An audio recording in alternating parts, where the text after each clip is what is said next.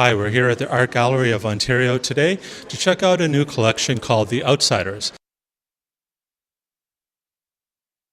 And we're speaking to one of the co-curators of the exhibit, Sophie Hackett. Hi, Sophie, how are you? I'm good, how are you? Good. So, can you tell us about the exhibit? Sure. Well, the show is called Outsiders, American Photography and Film from the 1950s to the 1980s, and it looks at a range of photographers and filmmakers who are bringing us new visions, new subjects really to light in new ways during these decades after the Second World War. So as part of the show, we are showing 170 snapshots from what we call the Casa Susana collection. Casa Susana was a resort for cross-dressers in upstate New York from the mid-50s into the late 60s, so really pre-Stonewall.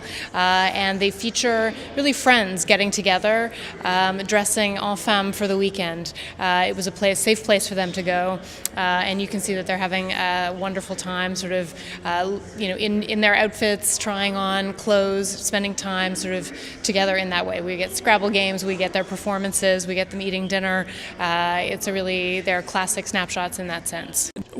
Do you think that these groups had a support for one another, or do you think they're pretty much disconnected at the time? Well, I think when they came together at Casa Susana, that was their support. I should say, actually, many of them didn't live on the margins. Many of the men involved had high-powered jobs, so they were married, they had families. So, in fact, it was a matter of some risk that they took to come to the resort to meet other cross-dressers. People would have found out about it by word of mouth, primarily. You can't find it on YouTube, you can't find it via the internet. It didn't exist. So today, who do you think the outsiders are? That's a good question. I think, there are always outsiders in any moment. The communities that are having clearly having a tough time, the socioeconomically disadvantaged, and also, we've had a lot of tough conversations around racialized communities these days as well with organizations like Black Lives Matter. I think those are, we're having tough and real and good, necessary conversations, hopefully that'll bring change. What photograph in the collection do you think is most relevant to you? There's so many wonderful ones, so I hope that your viewers get a chance to come down and see, but let's go take a look. There's one over here. So in this photograph, we see an individual who, her name was Beverly, and Beverly is holding, she's wearing a wonderful kind of shirt dress, black pumps, a very kind of simple day dress.